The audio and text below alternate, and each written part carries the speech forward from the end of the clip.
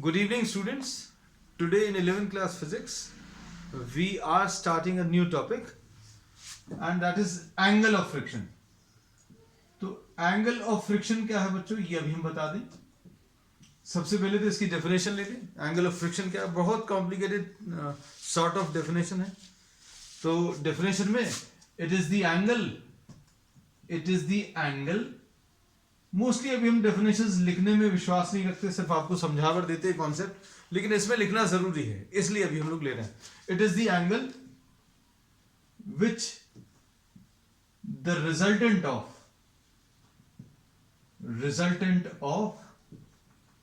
force of limiting friction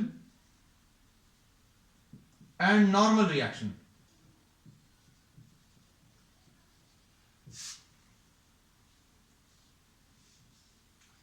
makes with the normal reaction.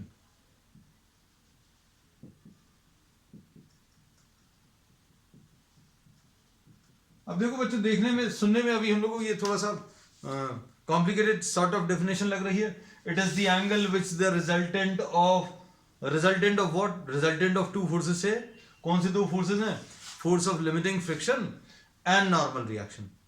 इन दोनों का जो रिजल्टेंट है वो किसके साथ? नॉर्मल रिएक्शन के साथ जो एंगल बना रहा है उसको एंगल ऑफ फ्रिक्शन बोलते हैं, है ना. अब देखो इसको अभी हम लोग बनाकर देखें. Suppose here you are having an object. ये ऑब्जेक्ट है. इसमें अगर अभी हम लोग कोई फोर्स अप्लाई करेंगे तो ये ऑब्जेक्ट मूव नहीं करेगा, है ना. ऑब्जेक्ट मूव नहीं करेगा क्योंकि ऑपोजिट डायरेक्शन में फोर्स ऑफ फ्रिक्शन काम करता है. This is the force of friction and this force of friction is termed as static friction.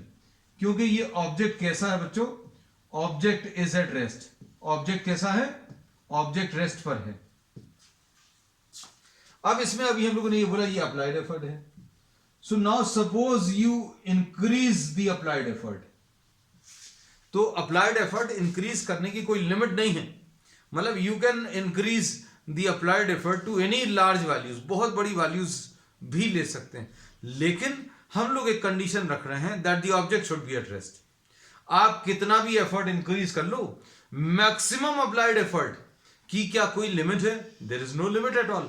But here you are applying a condition that the object is at rest. अब हम लोगों ने यहां पर एक डायग्राम बना लिया. इस डायग्राम में अभी हम लोगों ने ये लिखा, this is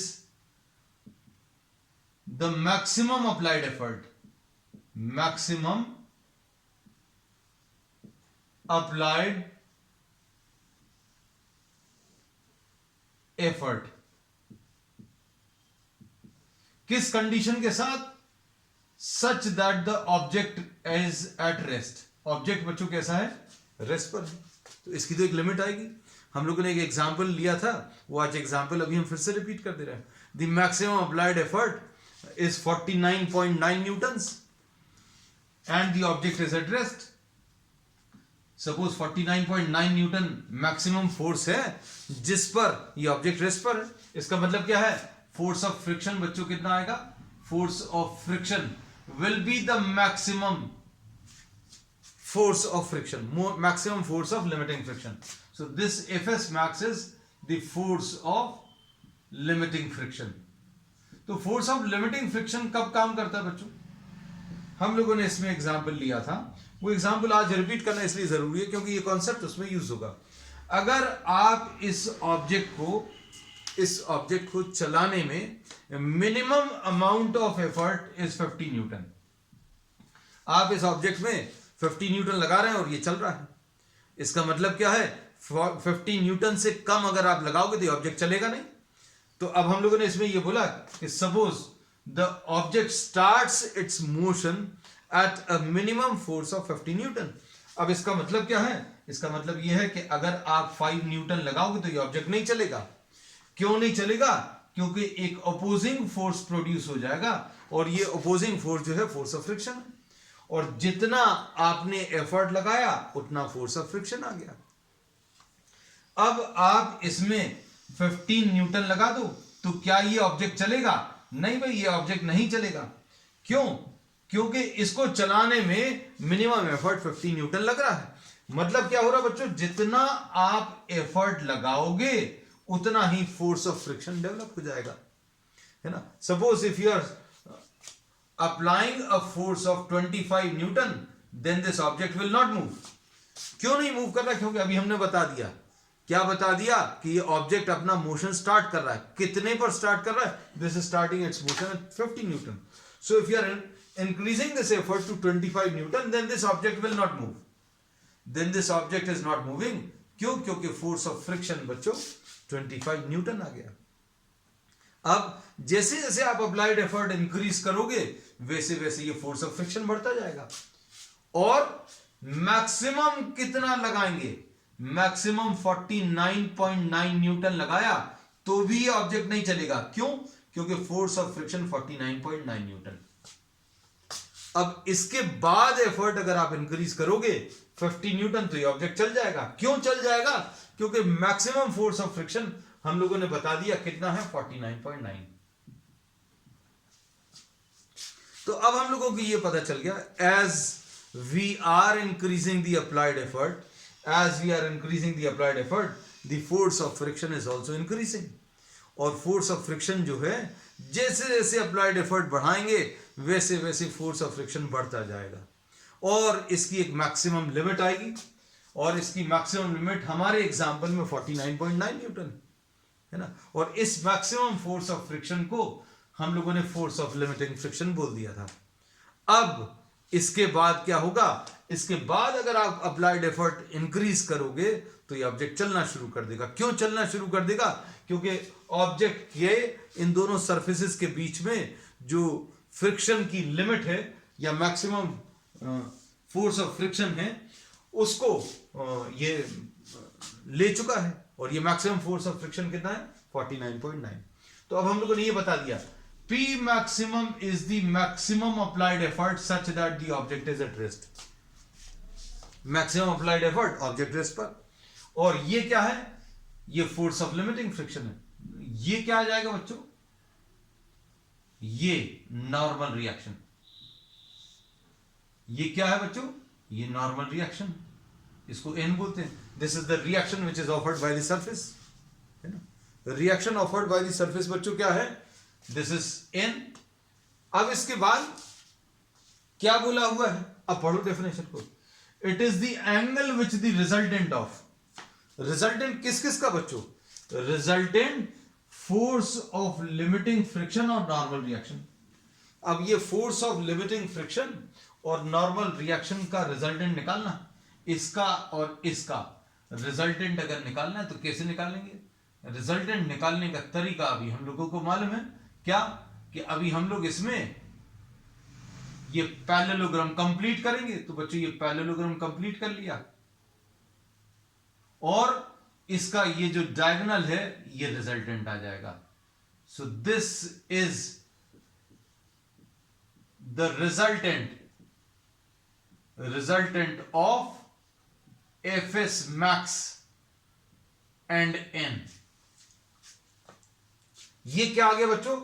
resultant of FS max and N.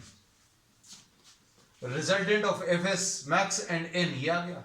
अब इसका, इस रिजल्टेंट का किसके साथ एंगल देखना है? नॉर्मल रिएक्शन के साथ एंगल देखना है। तो बच्चों ये वाला जो एंगल है ये एंगल ऑफ फ्रिक्शन है।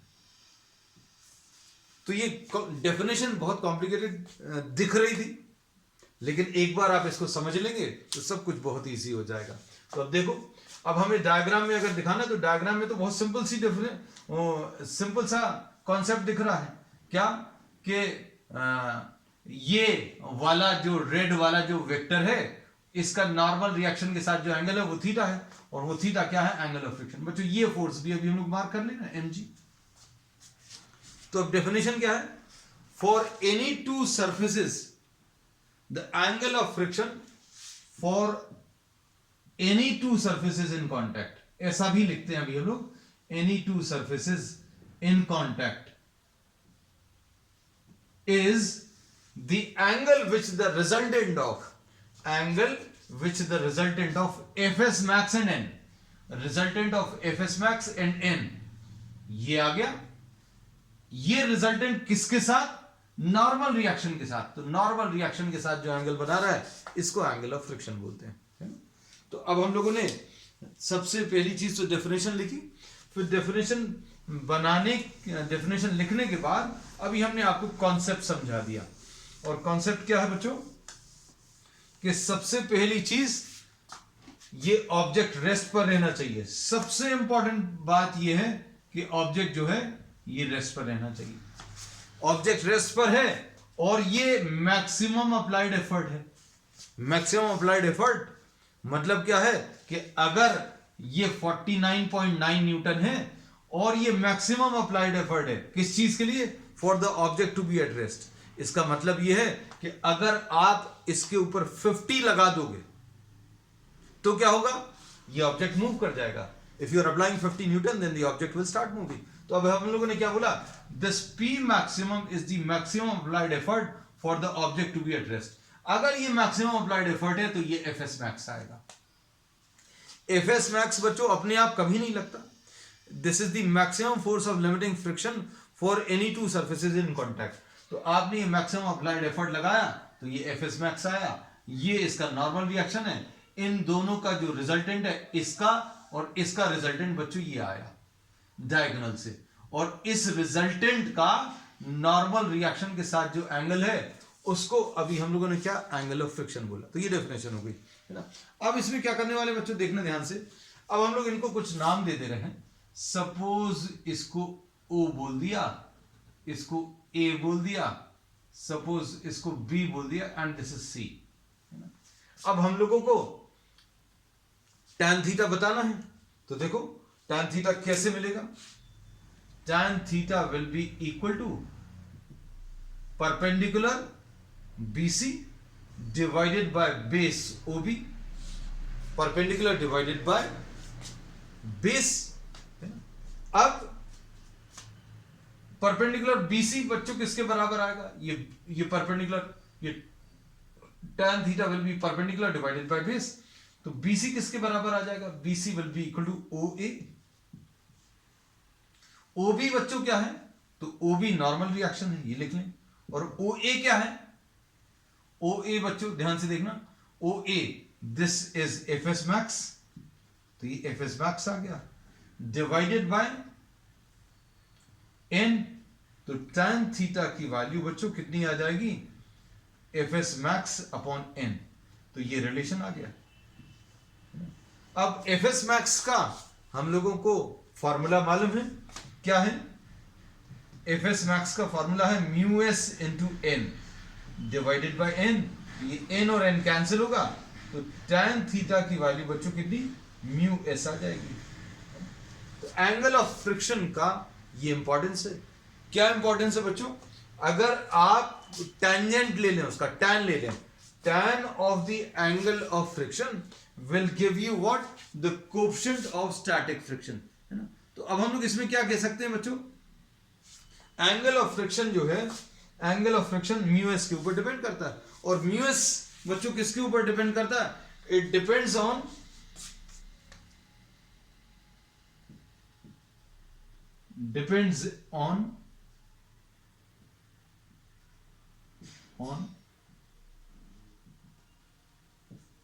depends on the material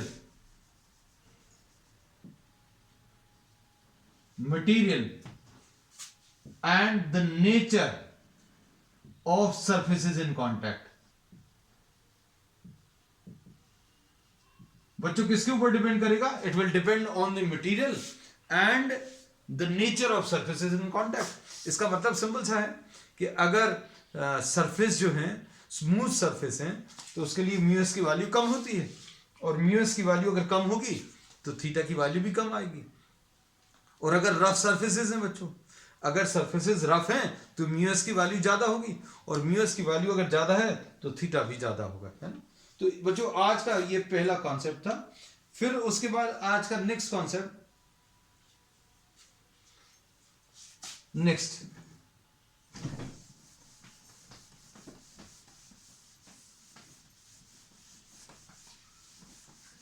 आज के जो कॉन्सेप्ट है, दो अलग अलग कॉन्सेप्ट अभी हम लोग लेने वाले हैं, लेकिन वो एक साथ लेने का रीजन ये है कि उनमें भी एक रिलेशन एग्जिस्ट करता है। रिलेशन क्या है वो भी अभी हम लोग आगे डिस्कस करेंगे।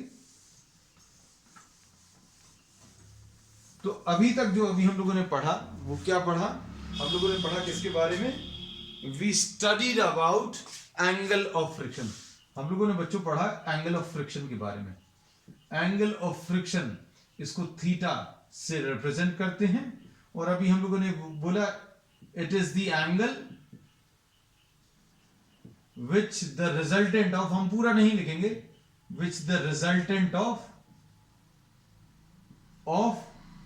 Fs max and n makes with n। बहुत सिंपल सी डेफिनेशन, सिंपल सी मैथमेटिकल डेफिनेशन। रिजल्टेंट किसका, Fs max का और n का, किसके साथ एंगल बनाएगा, n के साथ, उसको अभी हम लोग एंगल ऑफ फ्रिक्शन बोलते हैं ना। तो ये सिंप्लीफाइड वर्जन है उसी डेफिनेशन का जो अभी हम लोग डिटेल में लिख चुके हैं, है ना। अब हम लोग नेक्स्ट डेफिनेशन, नेक्स्ट कॉन्सेप्ट आज का,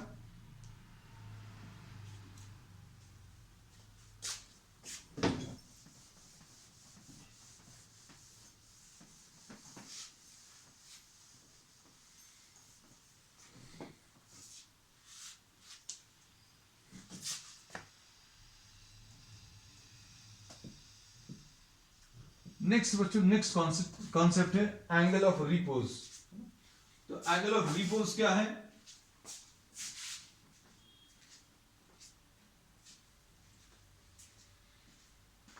तो एंगल ऑफ रिपोज भी बच्चों एक नया कॉन्सेप्ट है एंगल ऑफ फ्रिक्शन के जैसा ही। Just 1 minute.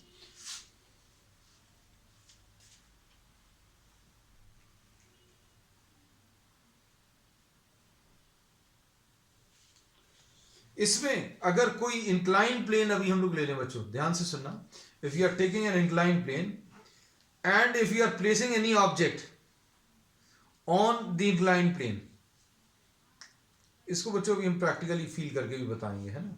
Will have the feel of this topic, physically feel कर सकते हैं इसको। इसमें डेफिनेशन तो बड़ी लंबी चौड़ी सी है ना, बिल्कुल वैसी कॉम्प्लिकेटेड डेफिनेशन है कैसी कि it is the angle which the incline plane is making with the horizontal such that the object placed on it is just about to slide down, है ना। अब इसमें अभी हम लोग ये कहते हैं, suppose for example you are taking an incline plane. बच्चों एक इंक्लाइन प्लेन अभी हम लोग ले ले रहे हैं। Suppose this is a horizontal surface, ये हॉरिजॉन्टल सरफेस है और इसके ऊपर ये ऑब्जेक्ट रखा हुआ है। अब इसका इंक्लाइन प्लेन बच्चों, ये अभी हम लोगों ने इंक्लाइन प्लेन लिया, we are making this incline to the horizontal. तो अगर इसका आप एंगल ऑफ इंक्लिनेशन अगर आप बढ़ाते जाएंगे तो किसी एक एंगल पर the object placed on this will be just about to slide. ये देख लिया आपने, this is just about to slide. ये तो अभी हमने यहां पर रोक कर रखा है। So the angle which this plane makes with the horizontal such that the object placed on it just begins to slide down, है ना। This will be termed as the angle of repose। तो angle of repose फिर से बच्चों material के ऊपर depend करेगा, है ना। इसका मटेरियल तो फिक्स है। अब इसके ऊपर जिस ऑब्जेक्ट को चला रहे हैं वो अगर दूसरा ले लिया, suppose you are taking this duster, है ना, ये ले लिया, तो अब हम लोग देखेंगे इसमें ये थोड़ा सा रफ है, तो इसको थोड़ा सा ज्यादा एंगल पर अभी हम लोग बोलेंगे स्लाइड करना शुरू करेगा। तो एंगल ऑफ रिपोज फिर से नेचर एंड मटेरियल के ऊपर डिपेंड करेगा, material and nature of the surface, है ना। तो अब हम लोग इसकी डेफिनेशन लिख ले रहे हैं। इसको एंगल ऑफ स्लाइडिंग भी बोलते हैं।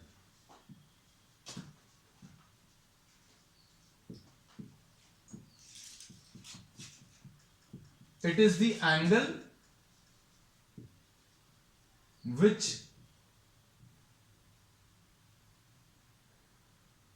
an inclined plane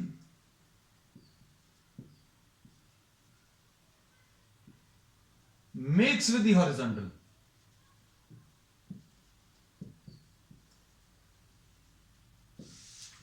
horizontal, just 1 minute.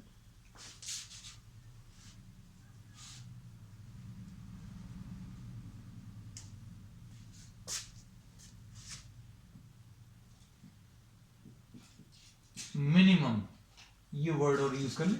It is the minimum angle which an inclined plane makes with the horizontal such that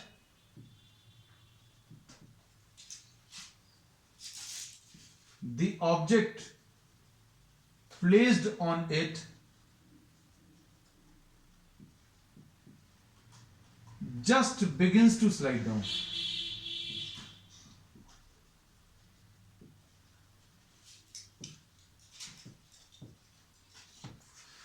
Just begins to slide down the plane.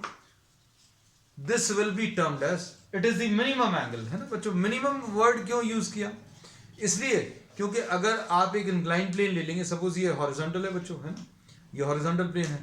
अगर आप incline plane लेंगे तो इतने पर भी ये स्लाइड करेगा, है ना, लेकिन मिनिमम इतने पर भी ये स्लाइड कर रहा है, इतने पर भी ये नीचे की तरफ स्लाइड करेगा.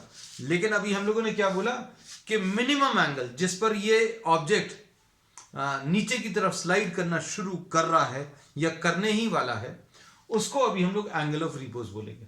सो एंगल ऑफ स्लाइडिंग और angle of repose is the minimum angle which the inclined plane makes with the horizontal such that the object placed on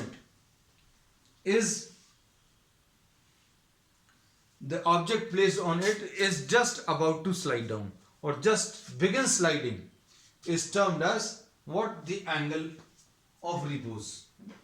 अब देखो इसमें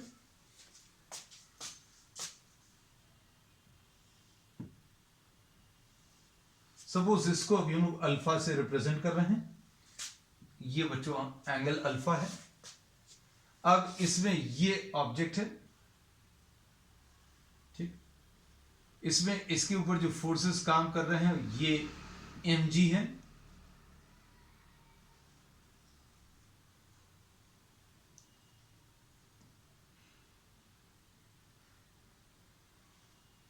ये बच्चों नॉर्मल रिएक्शन है.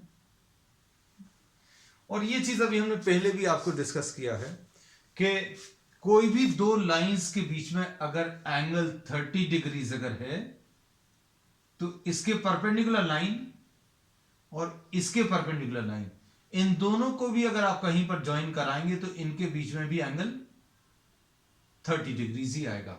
तो इसका मतलब ये 30 डिग्रीज अगर लिखा है, इसकी जगह अल्फा लिखा होता तो ये भी अल्फा आता. तो अब हम लोगों ने क्या बोला, इसके परपेंडिकुलर बच्चों ये वाली लाइन है, देखो इसके परपेंडिकुलर ये वाली लाइन है, और इसके परपेंडिकुलर ये हॉरिजॉन्टल है, इसके परपेंडिकुलर ये वर्टिकल लाइन. तो इनके बीच में भी बच्चों एंगल अल्फा आ जाएगा, है ना. अब हम लोग इसको यहां कहीं पर लिख ले रहे हैं, this is mg. So this is the diagram. अब देखना ध्यान से. अब हम लोगों ने इसमें क्या बोला,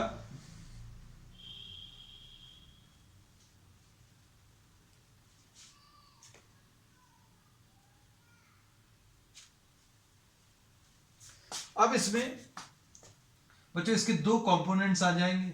इसका एक कंपोनेंट ये mg cos अल्फा आ जाएगा और एक कंपोनेंट नीचे की तरफ ये mg sin अल्फा. तो अब हम लोगों ने क्या किया, mg को हटाकर दो फोर्सेस लगा लिए बच्चों. ये दो फोर्सेस कौन कौन से हैं, ये दो फोर्सेस कौन से हैं बच्चों, ये दो फोर्सेस mg cos अल्फा और mg sin अल्फा. और ये वाला जो फोर्स है बच्चों ये फोर्स ऑफ फ्रिक्शन है. तो forces acting on the object, forces acting on the object are, कौन कौन सी फोर्सेस हैं बच्चों, एक तो वेट mg, दूसरा क्या है नॉर्मल रिएक्शन, और इस नॉर्मल रिएक्शन को अभी हम लोग n से रिप्रेजेंट कर रहे हैं, और तीसरा क्या है बच्चों फोर्स ऑफ फ्रिक्शन. ठीक है. अब इसमें ध्यान से देखना,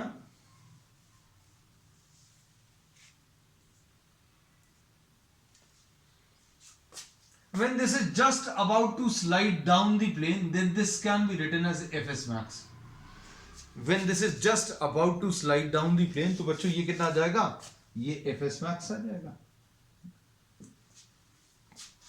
ठीक है, इसको कैसे भी कह सकते हैं अभी हम लोग, just begins to slide और just about to slide, मतलब we have reached the limiting condition, हम लोग लिमिटिंग कंडीशन तक पहुंच चुके हैं, मतलब इस पे रखा हुआ ऑब्जेक्ट जो है नीचे की तरफ स्लाइड करने ही वाला है या स्लाइड करना ही शुरू कर दिया, ऐसा कह सकते हैं। अब इसमें ध्यान से सुनना,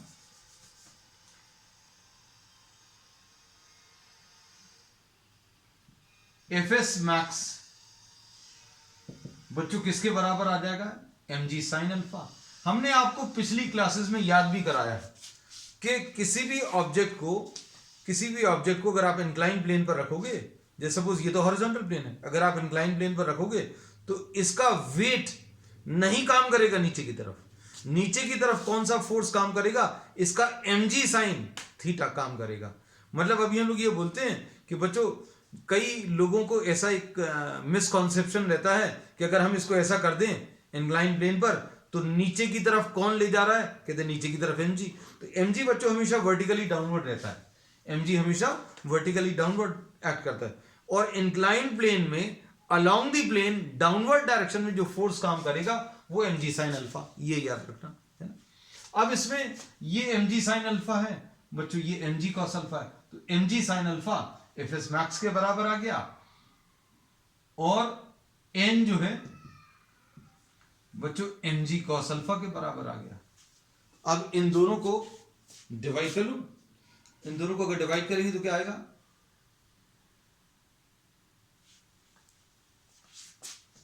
Fs max divided by n will be equal to mg sin alpha upon mg cos alpha। अब इसमें mg और mg कैंसिल होगा, tan alpha will be equal to Fs max divided by n। तो बच्चों ये रिलेशन आ गया, और Fs max की वैल्यू कितनी होती है बच्चों, इसको अभी हम लोग म्यू एस इंटू एन लिखते हैं, और ये n तो ये कैंसिल हो गया, तो tan alpha will be equal to mu S. Relation कैसा आया, तो रिलेशन बच्चों परफेक्टली बिल्कुल वैसा ही आया जैसा एंगल ऑफ फ्रिक्शन का है ना। हालांकि कॉन्सेप्ट्स दोनों कंप्लीटली अलग अलग हैं, but still the relation is same. तो अब हम लोग इसमें फिर से क्या बोलेंगे, this angle of repose depends on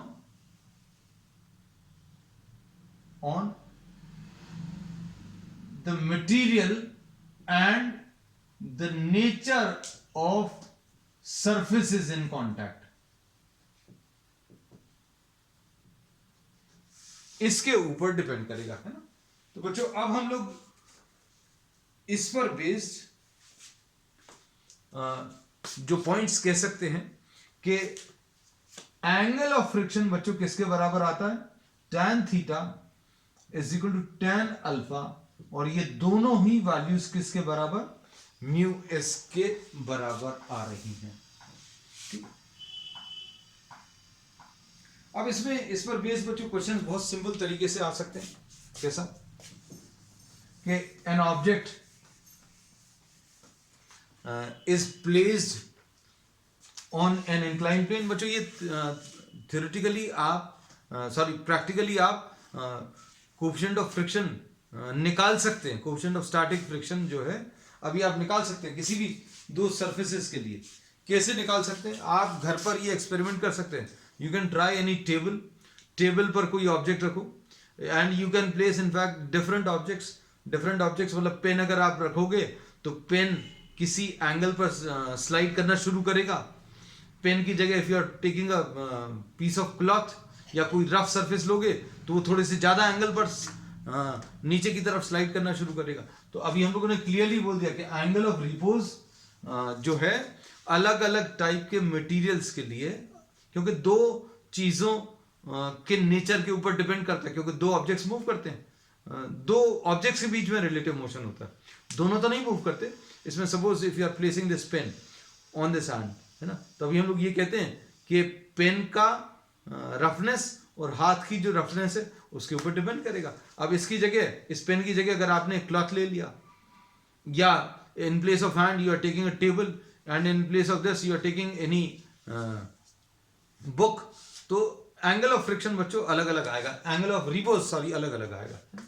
तो अब हम लोग इसमें ये कहते हैं, क्वेश्चन ऐसा आ सकता है कि an object placed on an inclined plane just begins to slide down when the angle of this inclined plane with the horizontal is 30 degrees, है ना। तो बच्चों आपको सिंपल सा फैक्ट दिया है कि कोई एक ऑब्जेक्ट दिया हुआ है और एक इंक्लाइन प्लेन दिया है and the object begins to slide down. हम ये लिख देना है, the object begins to slide down the plane at an angle 30 degrees. Find mu s. तो अभी हम लोग बोलेंगे, इसमें बहुत ज्यादा कुछ करने की जरूरत नहीं है। mu s will be equal to what? mu s will be equal to tan 30 degrees. और tan 30 कितना आ जाएगा? 1/√3। ठीक है, सिंपल सा कॉन्सेप्ट। तो ये चीज बच्चों अभी आप घर पर भी ट्राई कर सकते हो। For any surface, for any two objects, एक तो बच्चों एक सरफेस ऐसा रहना चाहिए जिसके ऊपर अभी आप ऑब्जेक्ट को चला सके, है ना। इसमें ऐसा कुछ ट्राई नहीं करना कि दो पेन ले लिए, दो पेन एक दूसरे के ऊपर मूव तो अभी आप नहीं करा पाओगे। तो अभी हम लोगों ने बोला एक टेबल ले लो और एक पेन ले लो और try to increase the inclination, कितने एंगल पर ये ऑब्जेक्ट चलना शुरू करेगा वो नोट डाउन कर लो, है ना। अब इसमें एक चीज और सुनना, as you are increasing the angle of inclination, जैसे जैसे आप ये एंगल बढ़ाना शुरू कर रहे हो, सपोज आपने ये 15 डिग्रीज पर ये ऑब्जेक्ट मूव नहीं कर रहा, आपने इसको 29 डिग्रीज तक ले गए, सपोज 30 डिग्रीज तक ले गए, and the object starts its motion at 35 degrees. इस पे रखा हुआ ऑब्जेक्ट ने डाउनवर्ड डायरेक्शन में मोशन स्टार्ट किया 35 डिग्रीज पर। Once the motion starts then you can decrease the angle to lower values. ये जो एंगल ऑफ इंक्लिनेशन है, जैसे अभी हमने बोला कि आपने 15 डिग्रीज लिया, ऑब्जेक्ट रेस्ट पर है, 20 डिग्रीज लिया, ऑब्जेक्ट रेस्ट पर है, फिर 25 डिग्रीज लिया, ऑब्जेक्ट रेस्ट पर है। अच्छे समझना ये बात को। 30 डिग्रीज लिया, ऑब्जेक्ट रेस्ट पर है, फिर आपने 32 डिग्रीज लिया, ऑब्जेक्ट रेस्ट पर है, 34 डिग्रीज लिया, ऑब्जेक्ट रेस्ट पर है, 35 डिग्रीज लिया बच्चों, ये object begins to slide down. Object ने स्लाइड करना शुरू कर दिया। अब एक बार ऑब्जेक्ट ने स्लाइड करना शुरू कर दिया तो क्या होगा? अब स्टैटिक फ्रिक्शन काम नहीं करेगा। अब कौन सा फ्रिक्शन काम करेगा बच्चों? अब काइनेटिक फ्रिक्शन काम करेगा, और kinetic friction is smaller than static friction. तो अब क्या होगा? अब हम लोग 35 डिग्रीज के बाद अगर 34 डिग्रीज ले लें, 33 डिग्रीज ले लें, 32 डिग्रीज, तो आप थोड़ा सा अगर डिक्रीज भी कर देंगे, if the inclination is decreased,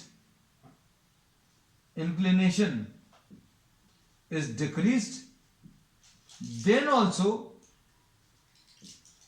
the object continues to move.